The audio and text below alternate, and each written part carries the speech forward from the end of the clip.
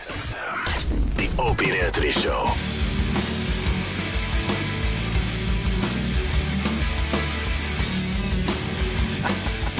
Got Dr. Steve in studio and John McGinley. Where's John McGinley? He's coming down the hall. I recognize that guy. Walking down the hall. Yeah, I've seen him in a few things. Celebrate his entire catalog? I celebrate his entire catalog. Exactly. Nice.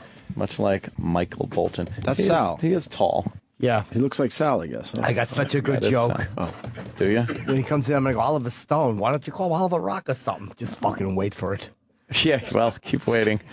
Do you have your almonds to shake your almonds? Oh, no.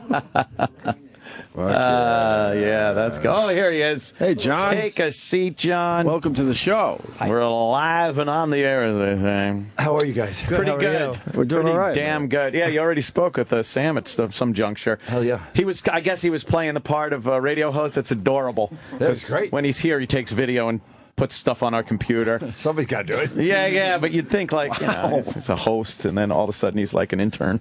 It's terrible. We met yesterday. Really downplaying. That's really nice. Just fucking with you, Sam. We It's took a okay. picture yesterday. Oh, you did? Yes, we did. That's cool. Did you Good post moment. it? No, You post it on Twitter? I did not. Oh. But that's like what people do with celebrity pictures. Yeah, especially in restaurants and. Oh, yeah. Do you get that a lot? You're very recognizable. Well, the drive-by routine, you know, when they zoom by with the phones now. They think you don't notice. Right. But And you notice. You can see everything, and Yeah. it's going to be some. And it's the worst when a dude will position his girlfriend to photobomb right behind you, and make it look, you know, like some Paris Hilton shit. And that hits the internet, and you're like, well, what? I don't know. I was just sitting there having my steak. I was at Del Fresco. I was having my steak. What are you talking about? Yeah. Cut to the wife calling, going like, "Are you banging her?" I'm like, Dude. Well, yes, but no. "Yeah." I didn't expect it. Photobomb. Wow. You're very recognizable. You've been on so many like popular things. People recognize. When did you start noticing that? Like, oh boy, I can't go out anymore. Oh geez. After Scrubs. It was Scrubs that did it, huh? Yeah, 'cause Scrubs I did was about huge. 60 films Yeah. prior to Scrubs. Wow. Yeah. But I was always, aren't you that guy? Right. Which is fine. It was paying the bills. But then Scrubs is in your house every day, every waking moment of every day, and you're like, oh, now you're Dr. Cox. Yeah, And yeah. After that, you're John McGinley. And so, you know, Damn. I was late to the party on all this, so on fame and recognition. So I could But you've care been less. working at it ever since you were a kid, I right? could care less. Really? The only thing I don't like, and I outflank it, is if you're having an adult beverage in a bar someplace and you stay too late, guys start to grab you. Oh, they will. Right. Yeah. Yeah. I don't want to be grabbed by anybody. The arm around you, Yes. close in, talking. Yeah, You don't but like let being me tell you touched? something. No. I hate being touched. The bicep grab, and you're like, are you don't kidding do me? that. What, I would never wrong grab with another people? adult male's bicep. No. Yeah, unless you're in the locker room or something, you want to just feel his arms. Dude, personal you know, foul. Yeah. Personal Yes. foul. You know, we used to see at the ball game a lot. We called him the arm around the guy. And it's like if you're sitting in the chair and he's leaned over, not even on the back of the seat, it's actually around his shoulders. I don't know where that nappy hand's been. at the ball game. It's like you're a guy. Do you know I touched you yesterday for the photo? Oh shit! It's funny you say that because John stood next to me and I just instinctively just put my arm out and you were courteous about it, but I probably should have immediately respected But you that. do the hover arm. You don't actually touch. No, I do. I that's don't. true. the hover arm. It wasn't is bare okay, skin. right? You'll deal with the hover There's arm. no real depth perception in a picture. You can be behind somebody like I hover arm. I get it, and I could care less. Yeah. Yeah, you don't like being touched by strangers and just. Who would? Not so They're much. filthy. So They're filthy. So it was Scrubs that really made you famous Put and you over the top. recognizable, Yeah, 'cause though. it was 9 years, It's amazing. almost 200 episodes. The show was never a hit per se. It was never Friends or It was a Frasier. great show. Very but it culty. stayed. Yeah, but it Yeah. stayed right. It's funny you use these numbers now. You know, Friends and those guys were doing 11, 12 million people. We were doing half there, so we're doing 6 or 7. That's still if you a did a huge 6 or number. 7 now, you'd be the number. You'd be 2.5 Men. Yeah. There's a lot more to choose from out there. Yes, That's what it and is. so there's kind of a diluted base because there's so much on the landscape. And Yeah. So the Scrubs just quietly did it 6 or 7 every year for 9 years, and that was a good gig. No shit. Yeah. Look, It I was a don't know. grind. We were 16 hours a day, 5 days a week. Wow. Because it's a single cam, so essentially you're shooting a movie.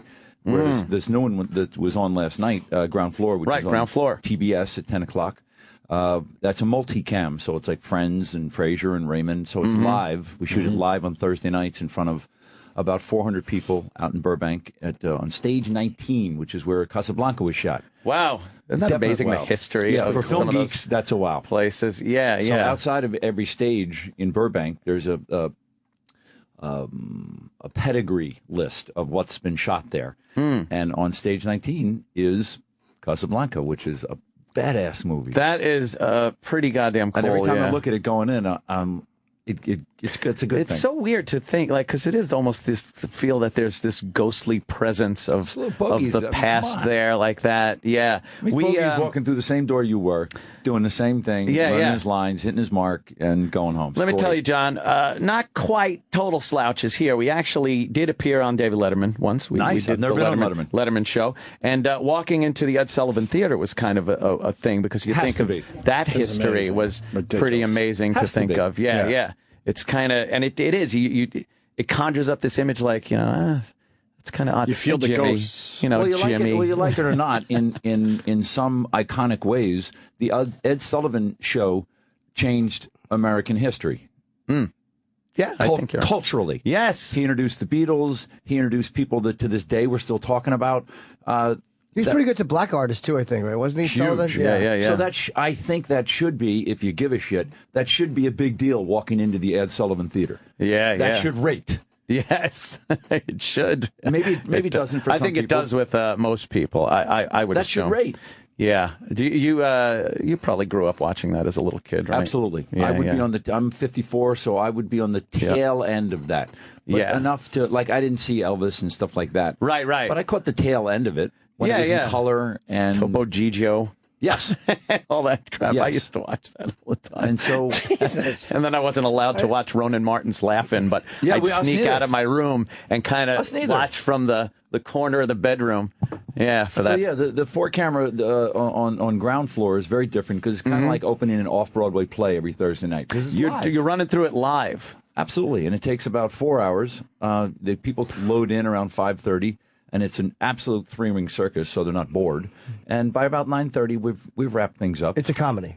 Big time. Yeah. It's a workplace comedy about this office building in San Francisco where I run a hedge fund on the top floor, and one of my young stockbrokers falls in love with a female janitor down on the ground floor, hence Ground Floor. And then it becomes Romeo and Juliet, upstairs, downstairs, West Side Story. She cannot be with him. He can't be with her. And then it's a class culture and all the pressure that her group says that she can and can't do, and all the pressure he gets from his group.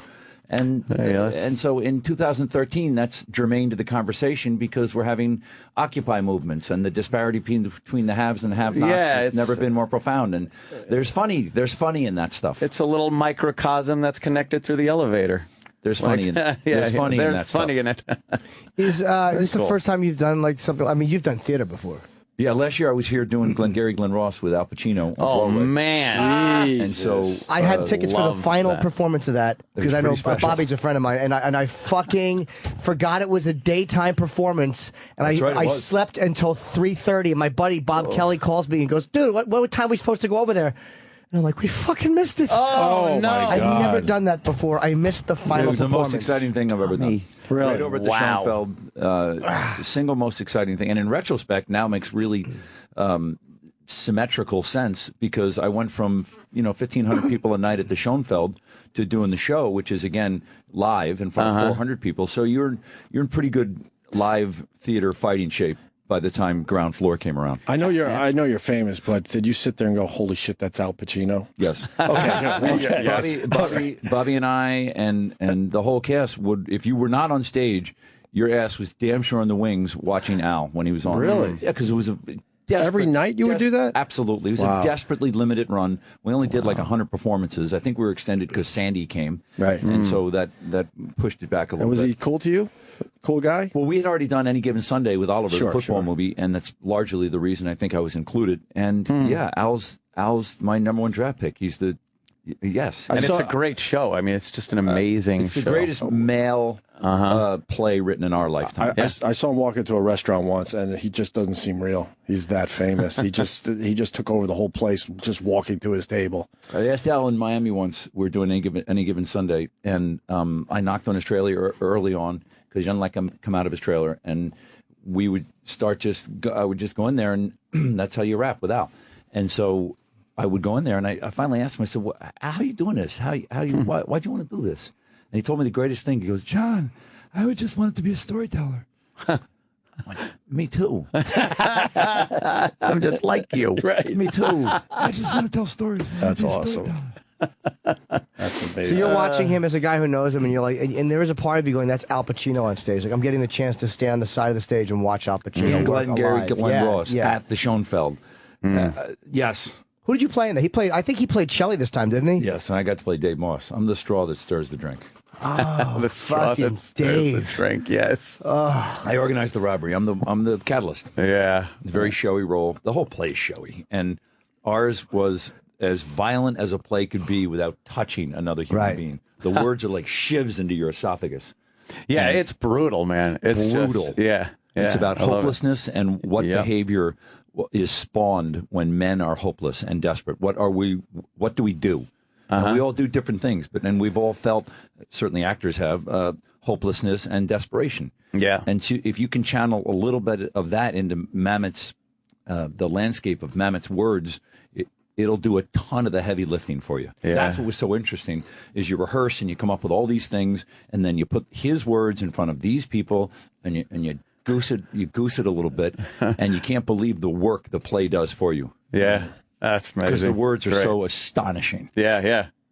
Do you, with Ground Floor, you say you're in front of an audience. How is that? I know it's better, probably better than not having an audience, but different from Scrubs. And is you got the people in front of you. How much are you playing to the people, and how much are you just trying to put forth, what the script says and I think where it's you're the supposed latter. to be? You put forth what the script provides, and then the people insinuate themselves into the fabric of what you're doing, and you'll weave them in. But it's better if we're doing our thing and staying true to this story, then they'll insinuate themselves. Changes the timing a little bit, though, right? Because Yes, it does. You It have changes to, the timing. Well, you have a to lot. wait for their reaction to something. Without sounding arrogant, if you have to hold for laughs. Yeah, yeah. And if you don't, then you're missing the drill. And Yeah. so holding for laughs, and you want that to be a problem, is Yeah. a little disorienting at first, because usually on Scrubs you got to just play it. Right. And Scrubs was so glib and so sardonic, and those are hard notes to play. And I'm glad we don't have to play those in front of a live audience, because sometimes they're lost. Milton Berle and Jack Benny and these guys did glib, and glib's hard. Yeah. And it's done better with some space underneath it. And sometimes audiences don't want to give you any space. Yeah, I used to love on like Happy Days, the last few seasons, where it was just a constant interruption to the actors. Fonz would walk in just and be the like, characters walking in. Hey, Mr. C. Yeah. Yeah. Hey, Mr. C. And then he'd have to start over Right. again, and it would be so awkward. We just had my friend Johnny McEnroe come on and play a character who's a client of the hedge funds, and he comes in. The clients come in to review their portfolio once a year, and he's upset about his portfolio in the context of the show. And he was genius, but when he came in, the place erupted. Yeah, yeah. He had to hold. Absolutely. Yeah, And we had yeah. to do it over again, because when people come in, they're charged up and they want to say their line. And then Oh, the so place, he's just getting stomped on by the audience. Yes. And that's a great thing. Oh, sure, because yeah, they love yeah. Johnny Mac so much. Do you know what I do in those situations? Whenever the crowd starts clapping, I give a Mr. Roper smile at them, and it just keeps me in the scene. I think that's the best way to do it. Yes. But it's hard. Isn't it hard to stay natural? Because you're playing it so well when you act. Isn't it hard to stay natural when you have to take those breaks and allow this element that you're not supposed to acknowledge in? Not really. No? No, because you get the style of the piece pretty quick, and you get it. The big takeaway for me, 10 episodes into doing Ground Floor on TBS at 10 o'clock on Thursday nights, is That was smooth. Beauty. Fucking smooth. the difference between doing something with Oliver or doing something that David Mamet play or doing Scrubs even is that you have to commit to those words with your heart and soul. Those words are gospel. Those are what we're shooting today. Mm-hmm. The 4-camera live format doing Ground Floor, you're going to get alts every waking second of every day. You're going to get rewrites, whole new drafts. So whatever you spent last night, 7 hours memorizing that two-page single-space rant you memorized, it's gone. I don't know how you guys do Yeah, that. it's like a writer right there handing people sheets. Every waking second of every day. I don't know how you do And the if you can rewrite stay, show. if you can stay nimble with the words, if you can shadowbox them, between your ears, if you can say really facile, you win. If it's ducks, if it's just water off a duck's behind, you win. If you're entrenched in Mamet's words, which you damn well should be, you lose. Wow, yeah. In this format, you got to be you got to shadowbox. That's what I don't know how you do it. think of. What do you mean It's amazing. shadowbox? Do you mean like occasionally a word, like you'll deliver a line slightly differently than they wrote it, but it's kind of the same? No, you'll get a whole new rewrite for the entire scene that we were playing in the studio today. And even once we nail the studio scene once, we're going to get a second draft that the writers have, and we're going to come in and reshoot this in front of the audience, and with every single syllable is different. That's pressure. Oh man. That's That's pressure. what I mean. You got to be able to stay. You got to be able to stay on your toes. But do you ever feel that pressure going, oh my God? Well, I'm so competitive. Yes. Yeah. I want to crush it every time, and so yeah, it gets me You got going. the live audience, and now you got a script that you're totally not familiar with because Yes. it's coming in at last minute. And I'm Mr. Homework, and That's so stress. there were some adjustments in the first 3 or 4 episodes. I had to make some. Up your game. Yeah. Well, so you're at home reading the script, learning it. I'm devouring it at home. and then they're They giving say, you fuck something that. different. Forget what you I'm like, what's memorized. Yeah, what about this, huh? Well, the stuff you memorized last night, we're not shooting. Amazing. Oh my God. When you memorize a script, Terrible. will you go over it by yourself, or do you have somebody with you? And do you try to say it out loud, or do you just try to kind of get it in your head and not say it out loud? First thing I do with everything from go is I write it out in my own hand, because at least cerebrally that it becomes yours since you've written it out. Then the words are yours. And then I put verbs in the margin about what we're doing with the words. And then I start saying them out loud. And once I know them, I start juggling, because no preoccupation on the set will be more intrusive than juggling. Oh, you physically actually juggle. Literally juggling. Yeah, and whenever once your juggling skills get to perfectly adequate, you won't drop a ball unless something's wrong. And then when you drop something on that one word over and over again, there's a problem. Either you have a problem, or there's a problem with the word, or the rhythm of the line is off. And then you should be able to get on the set, and whether it's Scrubs or Ground Floor and somebody sneezes in the audience, or a gurney goes by in Scrubs, it's not going to throw you off, because last night you were doing this. It's no I big must deal. say, I've never heard that technique No, that's before. great. It's like an X-ray machine Amazing. to the text. Mm-hmm. When you start dropping a ball, you'll do it consistently. At that one spot at the end of the paragraph, something's wrong. You're either running out of air, you're thinking of your grandmother. I don't know what the thing is, but there's a problem. Wow. Because you shouldn't be dropping the ball. Wow. Now, on a movie, I do the same thing with every script. you do I've the ever same gotten. thing. But as far as being on a set in a movie, it's got to be different than having to learn something in a week or a few days and then getting in front of a live audience. Totally different. Yeah, that's like two different types of jobs. I mean, It's like, I'm an actor, but I had Glenn Gary out there in Los Angeles for 2 months before I came to New York. We had the offer for the play, so I set up a theater boot camp. I keep a rehearsal space out there, and I just set up a theater boot camp where I hired a young guy who came, and we ran the lines 2 hours in the morning, 2 hours in the afternoon, for almost 7 weeks. I came to rehearsal so loaded for bear. Right. And that is antithetical to what we're doing with Ground Floor. Mm-hmm. There's no theater boot camp. There's bring it, shadowbox, be light, be agile. But being that you obviously take your work very seriously and Well, I don't want to learn sound the like script. too seriously. No, not. but I you don't treat it mean like it's a real serious, job. but it's No, that's- like you're that's working. good quality.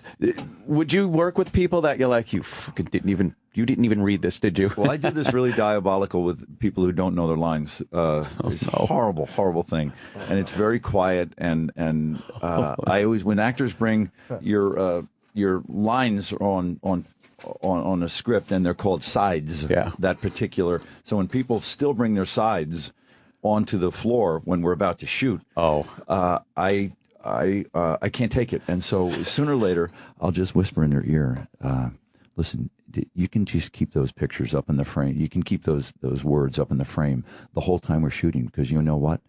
What? They're just going to be on me listening.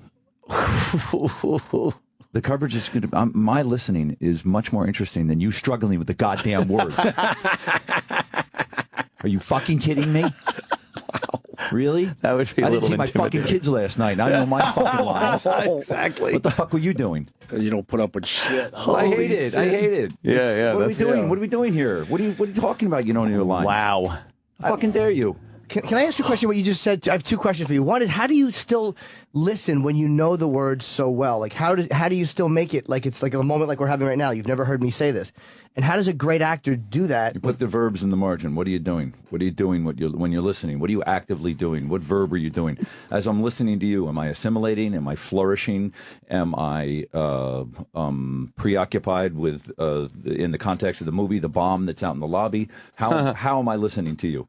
And so the verbs in the margin influence everything. So you'll know if you're going to make a smirk at a certain word, or sure, smirk is a verb. Yeah, yeah. Smirk, yes. That's a good verb. Yeah, but you'll know all that stuff. And maybe it's not even a visual smirk. Maybe there's a smirk in the back of your head that then that lens is an X-ray machine. It comes through. It sees that smirk you put in the back of your brain. Because sometimes I've seen those subtleties on film, and it's like, how did they just do that? Or did they know they were going to do that? Because it looks so natural. Are more natural and gifted than I am. And so I like to avoid this scenario, that when you're wrapped and you're driving home, you do this. Oh, I wish I had. Yeah. And you can't. We're not going back. Yeah. We're not shooting it again. We're shooting this right now. That's it. Then we're moving on to the restaurant scene, blah, blah, blah. Yeah. And I don't want to have those regrets. It drives me out of my mind, because that machine is going the whole time. And I don't want to have regrets. We got to ask you about Oliver Stone. We've had him on. He's an interesting dude. He's very interesting. What's your take on him? Oliver, the actors are best served with Oliver when I can always think of the Kentucky Derby thoroughbreds when I think of Oliver. And I'll tell you why. Because you know how they have those blinders on? Yeah. Well, when you're on a set with Oliver, those blinders are tantamount to his creative vision. And so if you can fit within that vision where those blinders are, it is fucking nirvana. If you want to go outside, you'll get crushed. Wow. Yeah. What do you mean he'll allow you to know it in front of everybody, or he'll boot you off? He knows exactly what he wants, is what you're saying. It's his film. Right. We're not collaborating. Right. This is Oliver's vision. Come inside here and roam around in here. As long as Oliver could see you, you'll be all right. Yes, it's Oliver's film. It's not... And he makes that very clear. And you should be so lucky. Yeah, no shit, right? You should be so lucky to play on that field. And so that's the number one takeaway from work. I've done 6 with Oliver. And 6 Oliver Stone movies. I mean, Platoon, obviously, Any Wall Given Street, Sunday. Any Given Sunday. What else? Platoon, Wall Street, Talk Radio. Oh, Talk Radio. I did Talk Radio down at the Public for almost 2 years before we did the movie. Oh, wow, yeah. And the conventional wisdom is that if you did the play, you're damn sure not doing the movie, because we're going to starfuck somebody and get a big name in there. Yeah. And so that I got to do the movie was largely fantastic. No shit, yeah. And so then Talk Radio, then Born on the 4th, then Nixon, then Any Given Sunday. Right. Born the 4th of Damn. July. Forgot. He must like you. I mean, I think everybody's looking to make their life easier. I think the part of the human condition is wanting to be able to connect dots in a straight line and not some circuitous twice as hard. And so if you find some Irish works, why jackass from change it, Jersey, right? you'd like, you might go to right-hander out of the pen. You got any Oliver Stone stories? Let's see. Anything that pops out here today? Oliver came up to when I couldn't do Born on the 4th of July because I was doing Fat Man and Little Boy in Mexico with Paul Newman about the making of the atomic bombs. Yeah. John Cusack was in there. Johnny was in there. And so I'm down in Durango, Mexico, and Oliver had intimated months earlier that he wanted me to play that great male nurse who cleans Tom the first time he comes home as an amputee. This beautiful scene. And I was waiting for the phone to ring, and it never rang. And so Paramount called and offered me this great 7th lead in Fat Man Little Boy with Johnny and Paul. And so I took it. And so I'm down in Durango, Mexico, which is 8,000 feet up in the Sierra Madres. It was the top of the cocaine triangle. It's in Star Wars. They go to Los Eisley Spaceport, and we hear Alec Guinness say it's the epicenter of vim and villainy in the universe. That's what Durango is. It's the epicenter of vim and villainy. But it's so high up. John Wayne shot all these great westerns there. So we're down there because it looked a little bit like Los Alamos in 1945. That's the backdrop. We're working hard. We're doing our thing. The phone rings. Bring. I pick it up. It's like 7 in the morning, Los Alamos time, Durango time. And it's Oliver. And he goes, McGinley, are you fucking there? I said, Oliver? Oliver? He said, yeah, why the fuck aren't you in Dallas with me? And I said, because you didn't offer me the goddamn film. And he goes, I fucking made you. You fucked me. You're fucking me. Click. Wow. And I don't remember if I cried or if I just man. probably started sucking my thumb. It's over. Right. It's over. And he was right. He did make me. And so I then paid penance for 2 films. I would do the reshoots of Wheeling Tom out in Born on the 4th of July as an extra. And then I played a tiny little role in Nixon. And I was still paying penance, and then he finally took me back into the fold on Any Given Sunday. Wow, Oh wait, you had a bigger role that he wanted you for in. Yes, it would eventually be an African American actor. He would recast it, and it's a glorious scene when Tom realizes that his legs are gone, and the first guy to wash him. It's unbelievably tragic scene, and that was the one I was going to do, and. They were shooting in Dallas and we were in Durango. There's nothing I could do. What are you going to do? But did he get mad when you explained, look, I didn't think you wanted me because you didn't There call me? was no explanation. It was click. But you were to assume that he was just going to have you eventually. Yes, and you that's should what have I just mean. waited around. That's That's what so I mean. crazy. You have to fit in this vision. So you should have known what he was thinking. You should have been a mind reader. How were you not reading my mind? Wow, because you weren't even offered it. I was not. Wow. And it would have been presumptuous to think I was. Of course. Oh, man. I have a question, too, about it, because you're saying guys that don't memorize their lines, a lot of them. And I was thinking about this a couple days ago about a guy like Brando, like who had such a weird way of doing things. But there's an anomaly. He's an anomaly. But I mean, do you think that for him it was how he worked, or do you think he got lazy? I mean, not to knock he was, I think, the greatest, but what is it? I don't know, and I don't care, because I can, when I'm watching him, I can suspend my disbelief. Unless he's doing one of those, he always thought he had a great ear for accents, and he doesn't. You know, he plays that Asian guy one time. He gets his eye, and he plays the Irish guy in the Missouri Breaks, and you're like, we just talk. Just talk. You're distracting every with that. Well, all of a sudden you sound like a fucking leprechaun. You're like, your brain though, just talk. Just put that thing in the back of your throat and just whisper like. Did you like him as a German in The Young Lions? I did buy him as a German in The Young Lions, but that was his, second or third film, and he's so gorgeous, and you're like, oh, God. It looks like Mount Rushmore with the thing, and I love that. Yeah, you could play a good German, that's for sure. When you, obviously, making Platoon, you're out there. Where was that filmed? The Philippines. We were in the Philippines. Yeah. Marcos wouldn't leave. There was an election. Ferdinand Marcos lost, and he lost to a woman named Coria Aquino. Oh, yeah. And then he wouldn't leave. He decided he wanted to be a dictator instead of a president.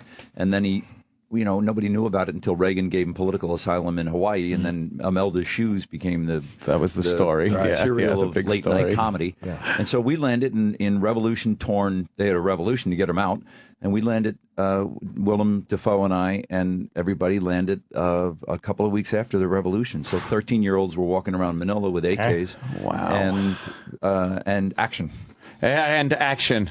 Wow. Did you feel like you were in any danger at that point? You were in imminent danger because Aquino didn't completely have the army, and every single minute of every single day there was a threatened coup, and that's very unsettling. There was always a story during the 80s about Vietnam movies and how hard they were to make. You had to go somewhere that had to look like Vietnam. And they all tanked. And they all tanked. Yeah. I mean, the Green Berets was, I don't know what film the Green Berets was, but it was John Wayne's version. Oh, that was trying to, really they were trying to World War II Vietnam. That didn't, Platoon was one of the first movies that really came out and was like, okay, wow, this is brutal. There was Apocalypse before. Yeah, but Apocalypse is arguably not even about Vietnam. Right. It's about Joseph Conrad's Heart of Darkness and a journey of our protagonist's journey up a river. And it was a very caricatured version of Vietnam. You felt with Platoon that there was more realism there. Well, There was no Oliver- statement about Oliver the war. served 2 Right. tours as an infantryman. Yeah, yeah. He was teaching English at the American school in Vietnam, and I guess that impacted him in a way that he didn't feel like he was contributing, so he joined the army, and he was in the infantry for 2 tours. Oof, man. And he was kind of passing that along to people. I think he ripped Platoon out of his sternum. Yeah. Wow. I think he went like this. Here's my truth. And was he actually a combination of Barnes and Elias? No. Or was he the kid? He's Charlie. Yeah, he's Charlie. Yeah, he was writing letters to his grandma. I don't know if she's still alive. She was a French.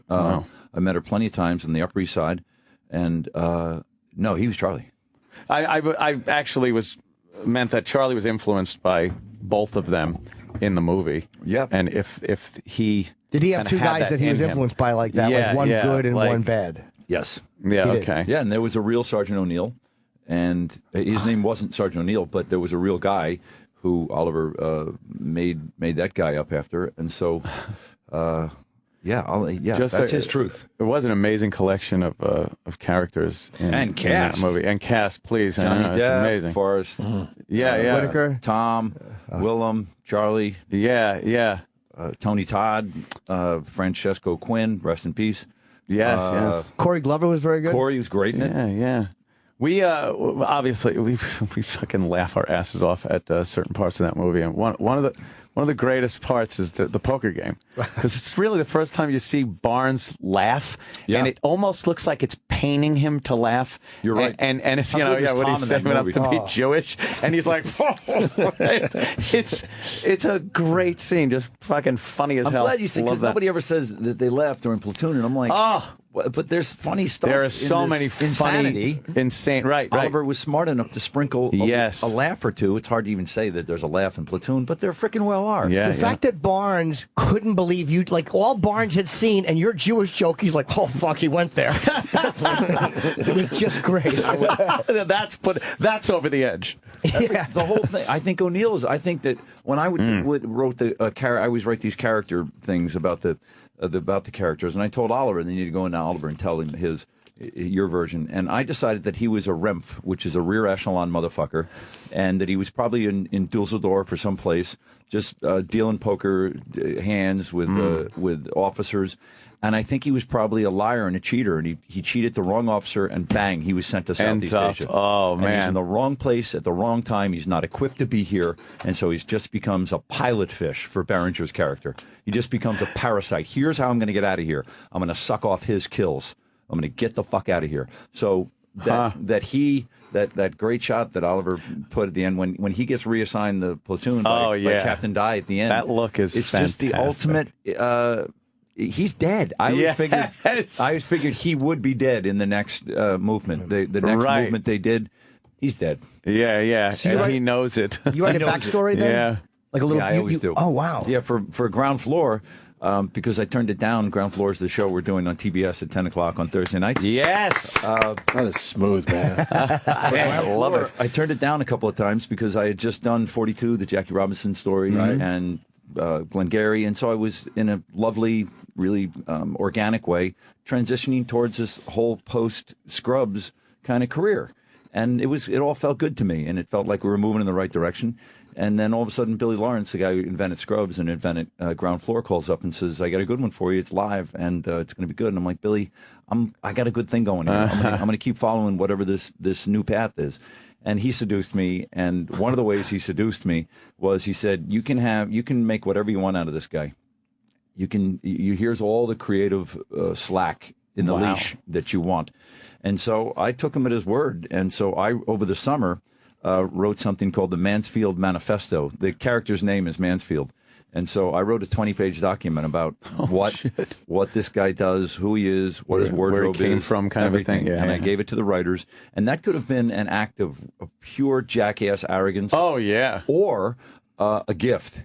And Billy had these guys wired so that they could assimilate my input into what they were doing, and it was a gift. I made your life so much easier. You, the writing staff, and there's 14 kids from Harvard who all were editors of the Lampoon, and they're Joe brilliant and Susie brilliant, and I just made your life easier with the Mansfield Manifesto. Yeah. And so it was the most I'd ever written on somebody. But I wanted it that way. If I was going to come back and do this, and God willing, grind for another 5 or 6 years, I wanted to kind of do it on what I perceived as my terms. What an interesting way to do things, too, because it helps everyone out. I mean, you know exactly where the character's coming from because you pretty much wrote the backstory for him. And they now have so many leads to go on for various storylines or jokes or just dialogue.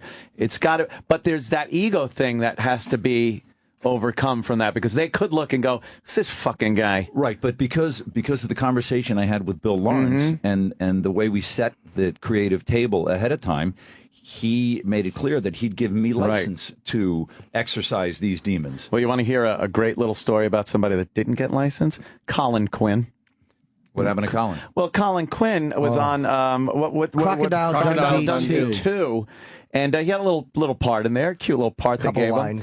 He decided he was going to go back after a day and write the script, rewrite the entire script for Crocodile movie. Dundee 2. And handed it in. And hand it to the director. And he made a crash at the intersection, right? He made himself the guy who shows Dundee around New York. It's a true asshole move. What a dumb fuck. Did he get canned?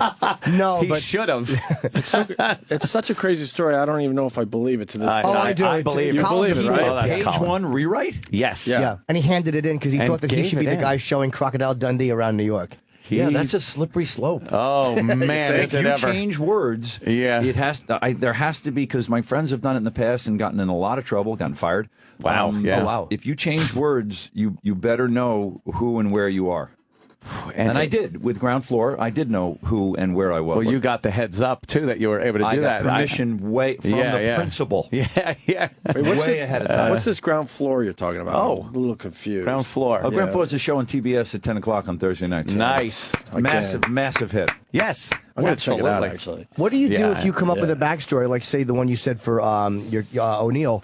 What do you do if you come up with this and it kind of guides the way you're going to play him, and then on the first day of shooting, the director's like, whoa, no, that's not how I saw this guy at all. How do you go back and fix that? Hopefully you compared notes before this first day of You shooting. talk it over first. Okay. Hopefully, yeah. Do you write this stuff before you audition for something when you had to audition? No, I used to, and it's a mistake, because when you go into the audition, you're going to get thrown a curveball. And I was Oliver's reader. When you came into audition for Oliver, you read with me after Platoon for about 4 or 5 films. And because I love actors, it's the best thing that ever happened to you, because I'm gonna be with you. Yeah. I'm not gonna be cold boy, that usually going in some cold shrew who doesn't give a shit about you. And I'm saying with the words, you. I'm yeah. dying. I love actors, and I'm with you. And so I learned. I got really good because of being on this side of the table at auditioning. And you can get good at it. Oh, shit. That's a great way to whether you're get good whether at it, you're yeah. right for the role or not is something else. But you can get good at that 3-minute blah blah Exchange, right? Yes. And if we're looking for a black guy, but we thought if we go a different direction it might be you, but we are going to go black, then you're not going to get it, and that's fine. I get it. But in 7, I went in to meet David Fincher, and that was supposed to be the head of the SWAT was supposed to be a Latin American. And I changed his mind.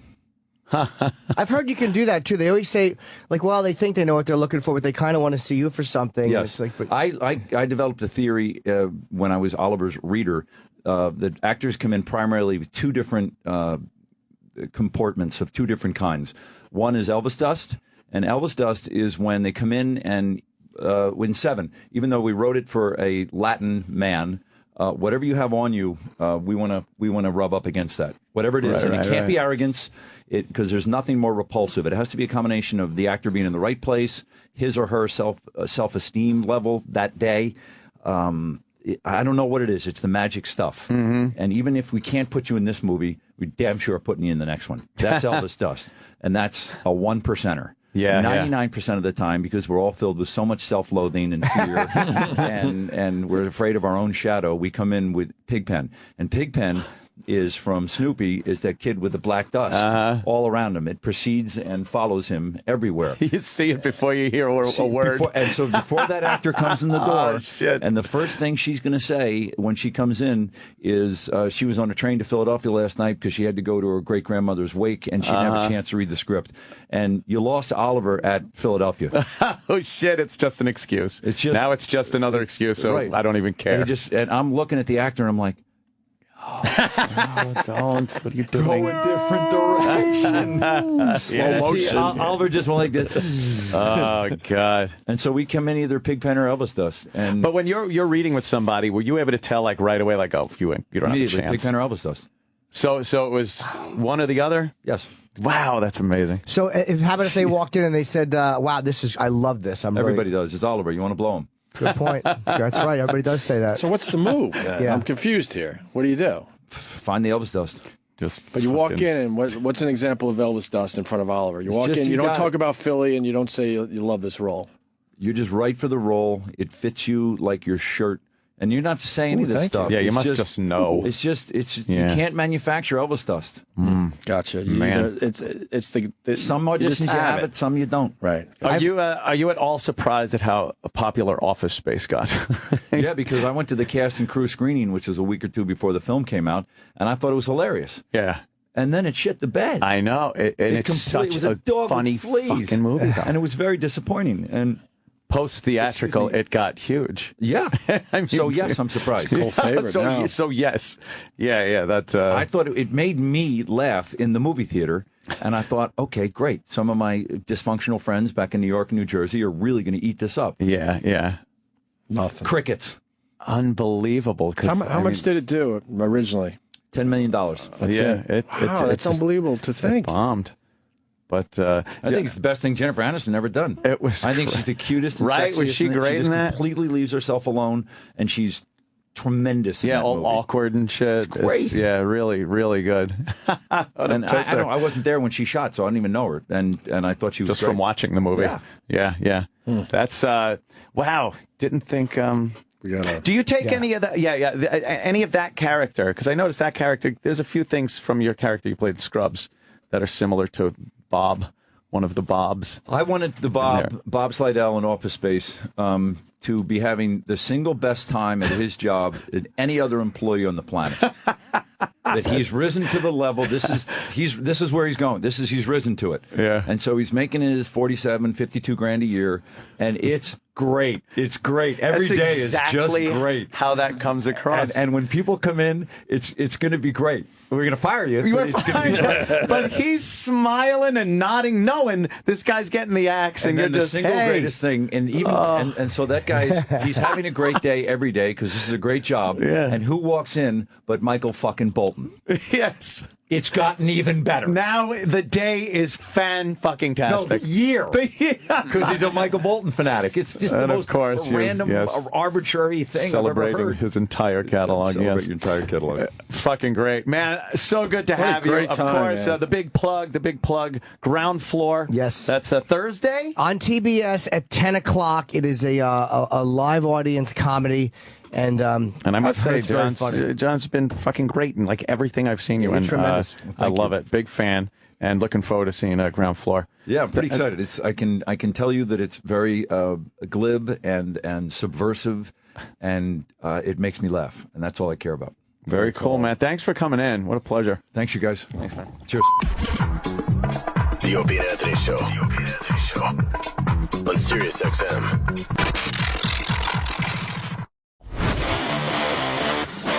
All right, well, that sucked.